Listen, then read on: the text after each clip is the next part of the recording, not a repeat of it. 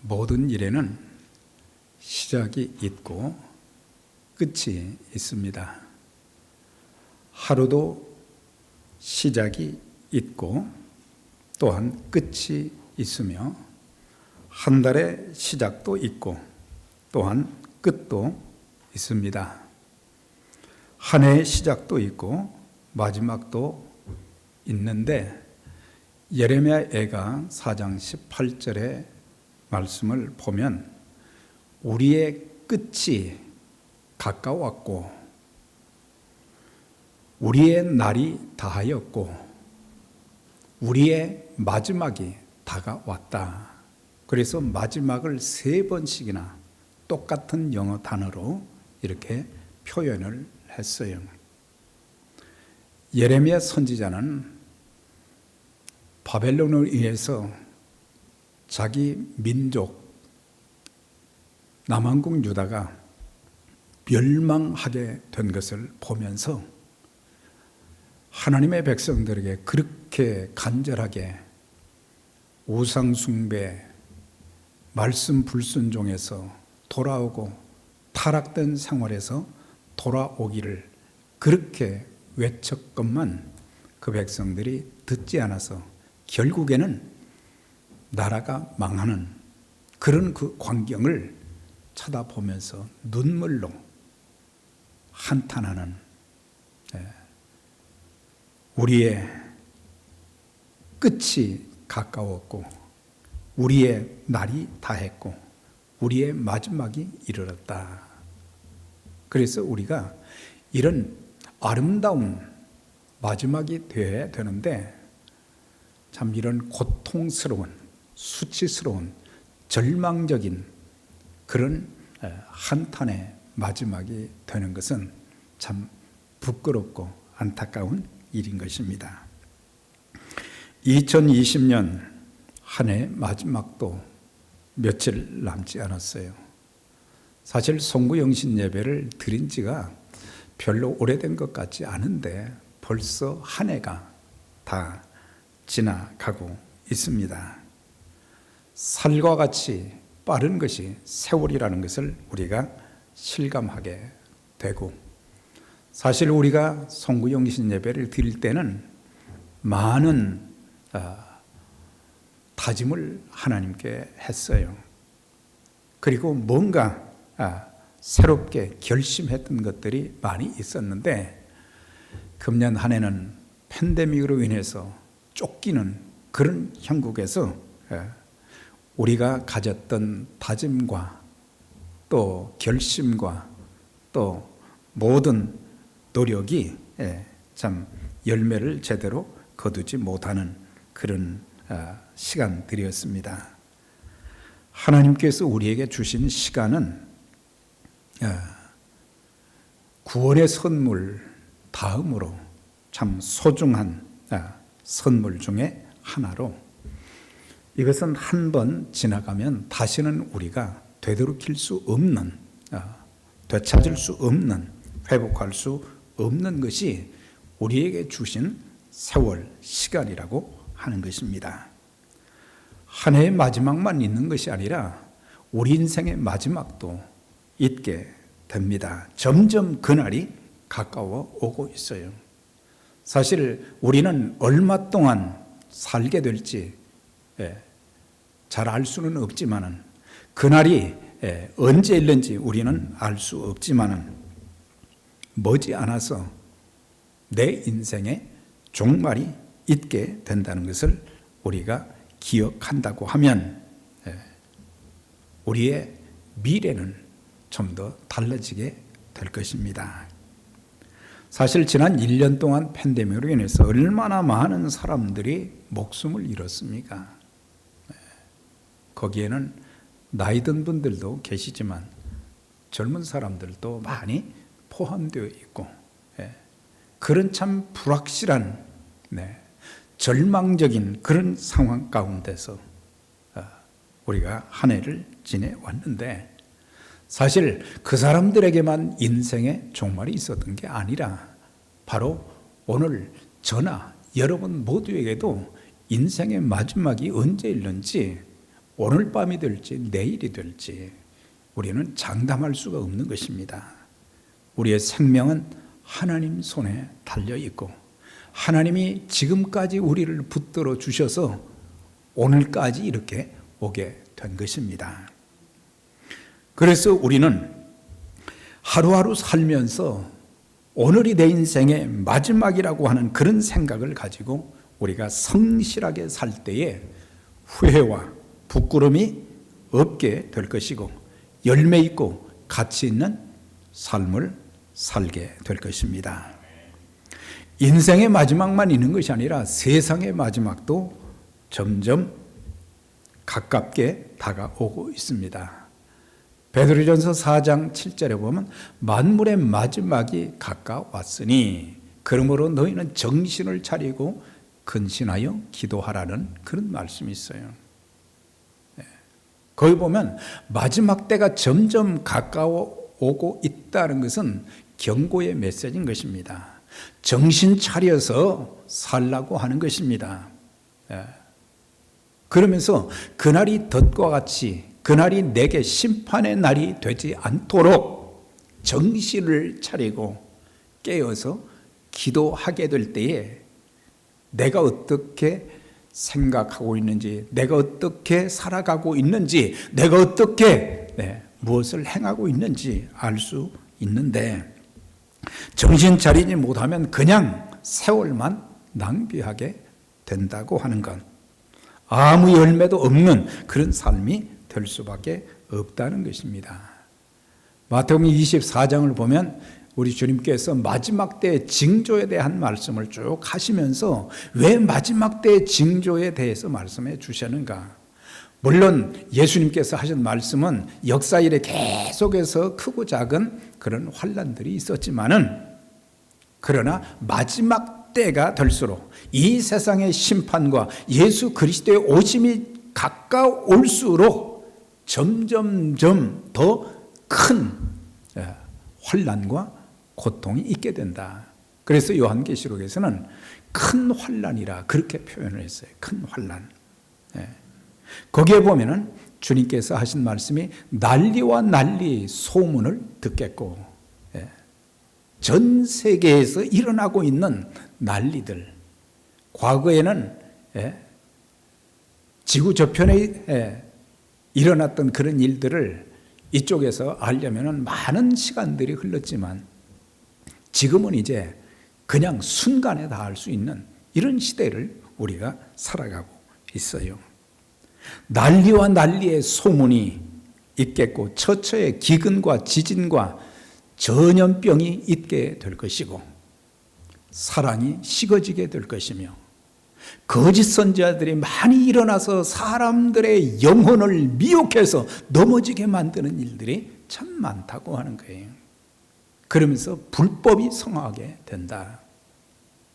이런 일들이 일어나는 것을 보면서 그리스도께서 재림하시고 이 세상을 심판하신다는 그것을 경고하신 거예요. 그날이 진노의 날, 그날이 심판의 날이 되지 않도록 하라고 하는 그 말씀이에요. 그리스도인 된 우리 모두 주님의 재림이 얼마 남지 않은 마지막 때를 진실과 정직, 최선을 다해서 살게 될 때 후회도 부끄러움도 없게 될 것이고 주님 앞에 섰을 때 착하고 충성된 종이라 그렇게 인정받고 칭찬받는 그날이 될 것입니다. 자, 그래서 우리가 이 마지막 때를 바라보면서 긴장을 늦추지 말고 진실과 정직, 신실함으로 우리가 살아갈 뿐만 아니라 또 지난 1년을 이렇게 돌아보면서 그 많은 어려움 가운데서도 하나님께서 우리에게 베풀어 주신 은혜가 무엇인가를 좀 깨닫고 감사하면서 새로운 해를 맞이해야 될 것입니다. 하나님은 연초부터 연말까지 우리의 환경, 우리의 삶 속에 많은 아픔과 어려움들이 있었지만 그런 가운데서도 우리를 세심하게 돌봐주신 은혜가 있어요. 우리에게 생명을 연장시켜 주셨다는 것. 예, 예. 생명을 연장시켜 주신 거예요.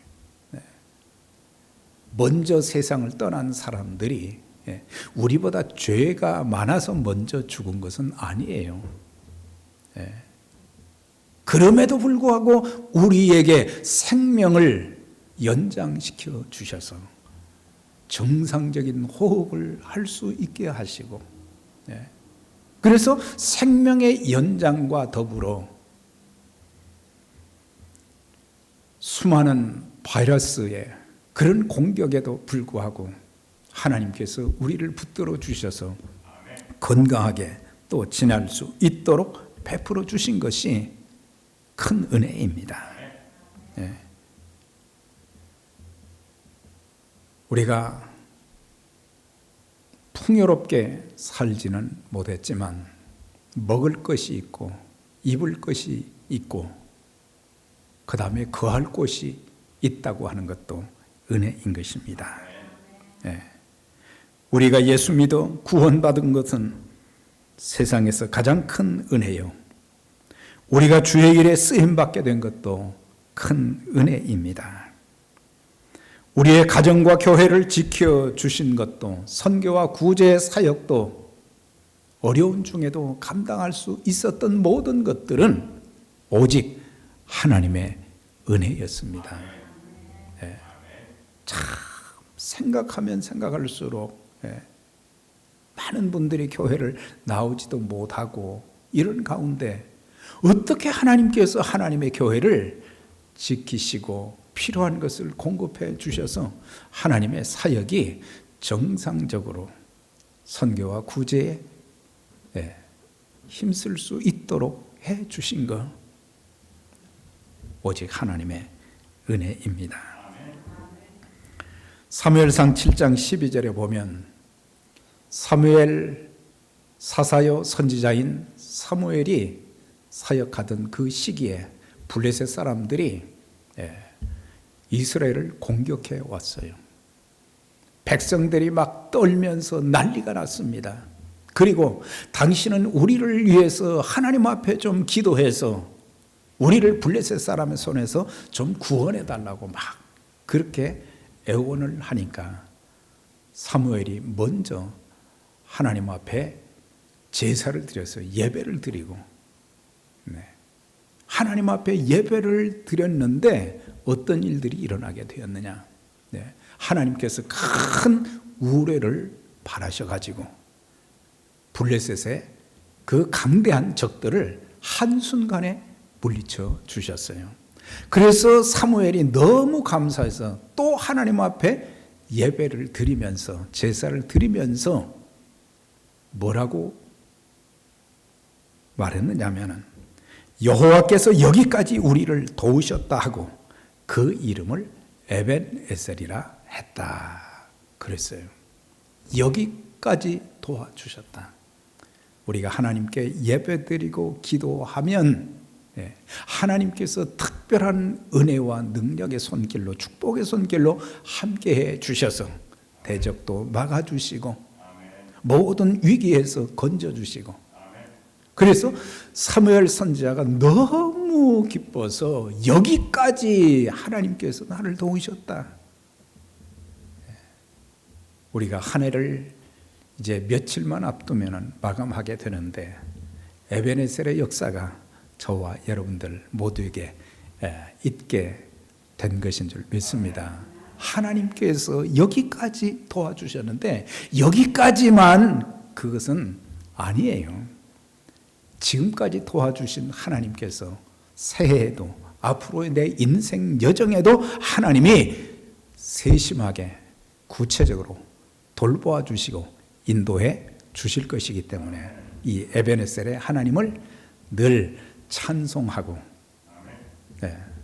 그 하나님께 영광 돌리는 저와 여러분들이 되시길 바랍니다. 사도 바울도 일평생 복음을 위해서 교회를 섬기고 영혼을 구원했던 그가 나중에 이런 고백을 했어요. 나의 나 된 것은 하나님의 은혜로 된 것이니 내게 주신 그의 은혜가 헛되지 아니하여 내가 모든 사도보다 더 많이 수고하였으나 내가 한 것이 아니요 오직 나와 함께 하신 하나님의 은혜로라. 네. 이건 사도 바울의 그런 고백만이 아니라 저와 여러분들의 고백인 줄 믿습니다. 그래서 하나님이 도와주셨습니다. 우리에게 위기도 있었습니다. 어려움도 있었습니다. 어려움이 전혀 없다는 것이 아니라 그런 가운데도 하나님께서 나를 보호하여 주시고 나에게 피할 길도 주시고 감당할 수 있는 능력도 주시고, 그래서 모든 것이 하나님의 은혜입니다. 우리가 이따 부르겠지만 지금까지 지내온 것 주의 크신 은혜라 한이 없는 주의 사랑 어찌 이루 말하랴. 자나깨나 주의 손이 항상 살펴주시고 모든 일을 주 안에서 형통하게 하시네. 부르면 부를수록 하나님의 은혜. 이제 우리가 하나님의 은혜를 깨닫고 감사할 일이 많이 있어야 되겠고, 또 한 가지는 우리가 금년을 2020년을 보내기 전에 우리의 모습을 돌아보아야 될 것입니다. 하나님께서 많은 은총과 복을 주셨지만 나는 하나님의 자녀로서 하나님의 종으로서 어떻게 살아왔는지 그걸 돌아보면서 반성하고 회개하고 그렇게 해서 새해를 시작해야 진정한 새해가 될 수 있는 것입니다. 시간적으로 날짜만 바뀌었다고 해서 새해가 아니라 정말 그리스도 예수 안에서 하나님이 놀라운 일을 행하시는 그 일을 기점으로 새해가 될 수 있기를 주의 이름으로 축원합니다. 우리의 개인적인 생활에 대한 반성도 해야 되는데 나는 과연 나 자신에게 부끄럽지 않는 그런 삶을 살았는가? 나의 말과 행실이 다른 사람들에게 선한 영향력을 좀 끼쳤는가? 가만히 보면 우리는 다른 사람들에게 많은 상처를 안겨주기도 했습니다. 사람들의 마음을 참 아프게 해줄 때도 많았습니다. 사람들이 나를 만나고 내 말을 듣고 감격해가고 기뻐하고 절망 중에서 좌절 중에서 다시 일어나고 희망을 좀 가질 수 있는 그런 선한 영향력을 끼쳐야 되는데, 돌아보면 또 팬데믹으로 인해서 여러 가지 어려움이 있을 때에 우리는 갈렙과 여호수아처럼 하나님이 우리와 함께 하시면 우리는 능히 이걸 극복할 수 있습니다. 이길 수 있습니다. 이렇게 하면서 격려하고 소망을 주어야 되는데 믿지 않은 사람들과 똑같이 불안해하고 절망하는, 낙심하는 그런 모습, 믿음이 없는 그런 모습은 보이지 않았는가? 하나님의 자녀답게, 하나님의 종답게 좀 살아야 되는데, 가정생활에 대해서도 우리는 돌이켜 봐야 될 것입니다. 가장, 주부, 부모, 자녀, 가족 구성원들이 특별히 내 자신이 가정생활을 어떻게 했는가? 믿음 생활도 잘 해야 되지만 구원받은 자로서 가정에서 내 삶의 모습은 어땠는가? 세상에 많은 것들이 무너져도 가정만은 꼭 지켜야 됩니다. 가장인 남편이 흔들리면 가정이 흔들리고 깨지게 되는 거예요. 그래서 책임감을 가지고 가장으로서 신앙적인 면에서, 인격적인 면에서, 삶의 면에서, 또 여러 가지 위기 가운데서 가장이 어떤 모습을 보이느냐에 따라서 가족 구성원들의 삶의 행태가 달라질 수 있는 거예요. 아내인 어머니가 제 자리를 지키지 못하면 가정은 어지러워지고 가정은 파괴되는 것입니다. 가정에서 희망을 볼 수가 없습니다. 가족 구성원들이 화평할 수 없어요. 삶이 형통할 수 없는 거예요. 그래서 아내인 어머니의 역할이 그렇게 그렇게 중요한 거예요. 또한 부모가 자녀들 앞에서 부모 노릇을 제대로 하지 못하게 되면 자녀들에게 기대할 것이 하나도 없다고 하는 거예요. 이것은 무슨 돈을 많이 주는 것이 부모 노릇하는 것이 아니고 참 믿음의 유산을 물려주고 그리고 하나님의 말씀대로 하나님의 자녀답게 하나님의 종답게 사는 삶의 모습, 희생하고 섬기는 그런 모습을 보여주게 될 때에 그 아이들이 어려움이 숱하게 많지만 일평생 살면서 나도 부모님처럼 믿음으로 살겠다. 나 말씀 붙잡고 살겠다. 내 힘이 부족하니 하나님의 도움을 구하기 위해서 나는 기도하겠다. 적어도 그렇게 할 때 자녀들에게서 기대할 것이 있단 말이에요. 우린 자녀들 키우면서 기대가 크잖아요. 앞으로 우리 아들들은 우리 딸들은 막 훌륭한 아들, 딸이 될 것이다. 기대만 하지 말고 자녀들에게서 기대할 것이 있게 하기 위해서는 부모들이 본을 보여야 되는 거예요. 또 자녀들은 하나님께서 허락해 주신 귀한 부모님들 뜻을 거스리고 불효하게 되면은 부모의 가슴을 아프게 하고 부모의 눈에서 눈물을 흘리게 하는 겁니다. 그래서 나는 나 때문에 우리 부모님이 감격해하고 기뻐하고 소망을 갖게 되고 좀 그런 모습들이 자녀들에게서 나타나져야 되는데 그래서 부모님 가슴 아프게 하는 그런 일들이 없는 그래서 아름다운 가정 생활을 금년 한 해 해왔는지 금년 한 해는 어디에 나갈 수도 없고 갇혀 있어야 되고 좁은 공간에 같이 있다 보니까 가족들 간에 서로 다툼이 많았다는 거예요. 그 통계가 다 나와 있어요. 그럴 때 가장이 어머니가 믿음에 굳게 서서 자녀들을 위해서 기도하고 바로 하나님 말씀으로 이끌게 되면 그 가정은 아름다운 가정, 형통한 가정, 하나님께 귀하게 쓰임받는 가정이 될 것인데 그런 것도 좀 돌아보아야 될 것이고 신앙생활에 대한 반성도 있어야 될 것입니다. 팬데믹으로 인해서 정상적인 주일 성수와 예배 또 모든 말씀 훈련 이런 것들 제대로 할 수가 없었지만은 그런 중에도 우리가 하나님 말씀 읽는 것, 묵상하는 것, 또한 예배 드리는 것, 각종 섬김에 대해서 내가 얼마나 성실했는가. 제일 중요한 것은 할 수 없다는 핑계보다는 할 수 없는 상황에서 내가 최선을 다하는 것. 그게 중요한 거죠. 자, 이제 중요한 것은 하나님이 기대하시는 열매를 금년 한 해 얼마나 많이 맺었는가. 하나님의 자녀된 우리들에게 하나님이 기대하시는 것이 뭐냐면 열매입니다. 회개의 열매도 있고 성령의 열매도 있고 말씀의 열매도 기도의 열매, 영혼 구원의 열매, 선교의 열매 이런 많은 열매들을 맺기를 원하신다. 요한복음 15장에 보면 너희가 열매를 많이 맺으면 내 아버지께서 영광을 받으실 것이요 너희가 내 제자가 될 것이다. 그리고 기쁨이 충만하게 될 것이다. 그렇게 말씀하셨어요.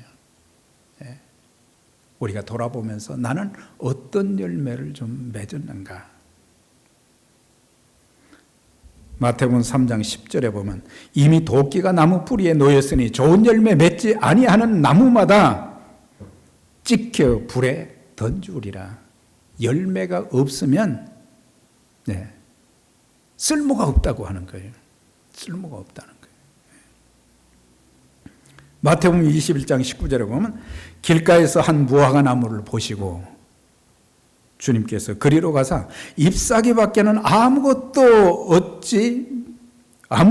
얻지 못하시고 나무에게 이르시되 이제부터 영원토록 내게 열매가 맺지 못하리라 하시니 무화과 나무가 곧 말랐다.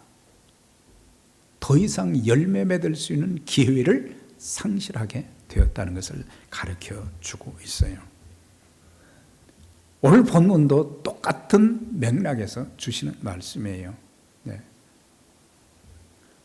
이 말씀을 통해서 우리에게 주시는 세 가지 교훈이 있는데, 첫째는 선택해 주시고 자녀 삼아 주신 하나님의 목적을 잊으면 안 된다는 비유로 말씀을 해 주신 거예요. 6절이죠. 한 사람이 포도원에 무화과 나무를 심은 것이 있더니 그랬어요. 제가 30 몇 년 전에 이스라엘을 갔어요. 거기 가서 보니까 무화과 나무가 막 그냥 들판에 막 여기저기 막 많아요. 그런데 여기에 있는 무화과 나무는 들판에 내버려진 무화과 나무가 아니라 과수원에, 과원지기에 보호를 받으면서 갖다 심었고, 또 물을 주고 거름을 주고 이렇게 키웠단 말이에요.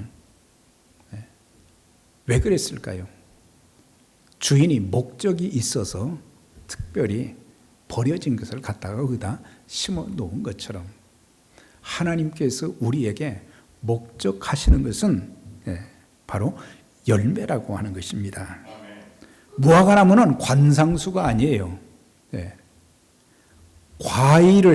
과실을 얻기 위해서 심어 놓은 것이에요. 그래서 무화과 나무의 존재 가치는 관상이 아닌 열매를 맺게 될 때 그 나무의 존재 가치가 있게 되는 것입니다. 그래서 열매가 맺혀지지 않았을 때에 어찌하여 땅만 버리느냐? 땅만 버리는 게 아니죠. 과원지기가 얼마나 땀을 흘려가면서 그 무화과 나무에게 거름을 주고 물을 주고 풀을 매주고 얼마나 많은 노력을 기울였겠어요. 그럼에도 불구하고 열매를 맺지 못한 것은 과원지기의 책임이 아니라 그 무화과 나무 자체에 문제가 있다는 것을 가르쳐 주고 있어요. 여기서 무화과 나무는 이스라엘 백성들, 당시의 이스라엘 백성들을 가리키지만 오늘 예수님을 믿는 하나님의 자녀들을 말하기도 합니다. 하나님께서 인간을 지어주신 목적이 뭡니까? 우리를 구원시켜 주신 것도, 우리에게 직분을 주시고 은사와 재능을 주신 가장 중요한 이유가 뭐겠느냐? 열매를 맺는 것이다. 열매를 맺어야 된다. 우리가 한 해를 돌아보면서 나는 어떤 열매가, 우리가 갈라디아서 5장 22절 23절 그 성령의 열매는 다 암송도 다 하고 있는 말씀이에요. 그런데 거기에 중요한 내용들이 있잖아요. 사랑과 희락과 화평과 오래 참음과 자비와 양선과 충성과 온유와 절제, 이런 열매들이 맺혀졌는가? 9개 중에 하나라도 맺혀졌는가?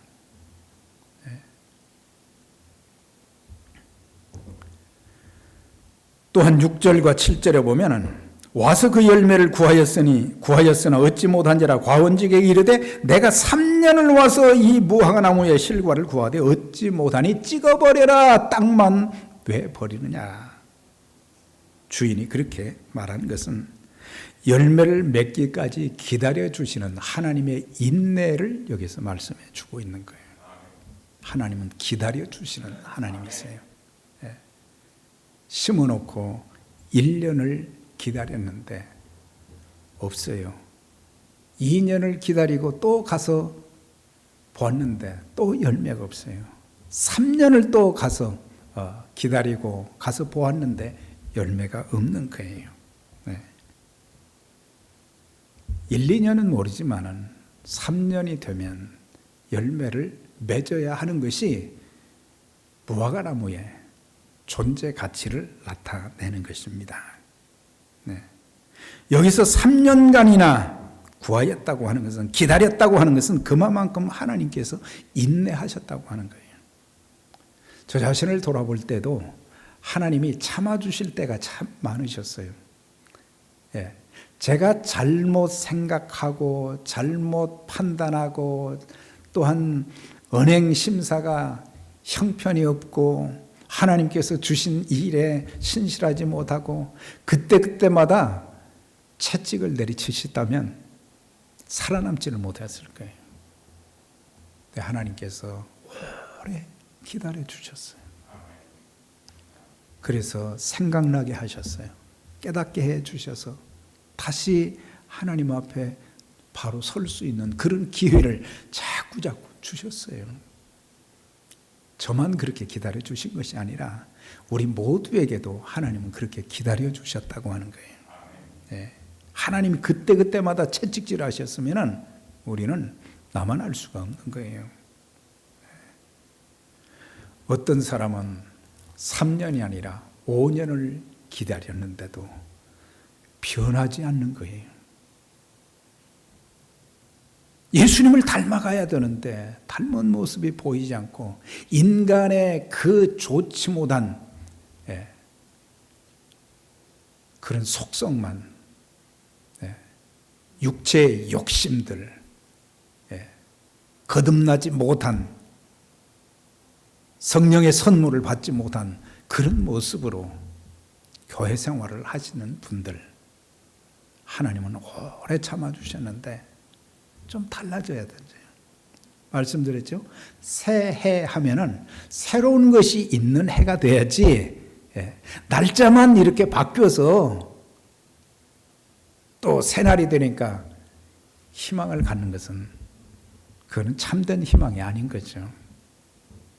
내 마음이 달라지고 내 생각이 달라지고, 그전에는 꿈도 없었는데 꿈을 가지게 되고 하나님께 소망을 두고 또 하나님 말씀 붙잡고 기도하면서 내가 그리스도를 닮아가는 그런 모습 속에서 그게 진정한 새해, 새 일들이 많이 일어날 수 있는 거예요. 주님의 제자였던 가룟 유다에게는 주님께서 여러 번 회개할 기회를 주셨어요. 예수님을 은삼십에 팔아넘긴, 예수님을 배반한, 그래서 예수님을 팔 것에 대해서 여러 차례 말씀을 했고 제자들이 있는 데서도 말씀을 했는데도 저는 아닙니다. 나중에서야 자기가 큰 죄를 졌다는 것, 실수를 했다는 것을 알게 되고 스스로 자기 목숨을 끊었던 것을 보게 되잖아요. 기회를 하나님이 주시는 거예요. 모든 사람들에게 하나님은 기회를 주시는 거예요. 그 기회를 놓치게 되면 우리는 우리 인생이 달라질 수가 없어요. 본문에 나오는 무화과 나무는 3년 이상 주인의 기대와 과원지기의 기대를 저버렸기 때문에 찍혀도 할 말이 없어요. 오늘 주님께서 우리에게도 동일하게 3년을 기다렸다. 내가 너는 내게 무엇을 보여줄 수 있겠는가? 열매가 여기 있습니다. 기도의 열매, 감사의 열매, 말씀 순종의 열매, 인격 변화의 열매, 많은 열매들 보시옵소서. 자, 이제 끝으로 8절, 9절에 보면 주인이여 금년에도 그대로 두소서. 그러니까 과원지기는 그 주인이 이제는 찍어버리라. 3년 동안 기다렸지만 열매를 못 맺어서 찍어버리라고 그랬을 때 금년만 그대로 두소서. 이 말은 올해 뭐 금년 그 말하는 것이 아니라 영어 번역에 잘 되어 있어요. 한 해만 더, 그렇게 나와 있어요. 한 해만 더 참아주소서 그랬어요. 내가 이제 새해에는 더 많은 걸음을 주고 잘 가꾸어서 내년에 많은 열매를 맺도록 한 해만 참아주세요. 그렇게 했는데도 열매를 못 맺으면 그때는 심판하셔서 찍어버리소서.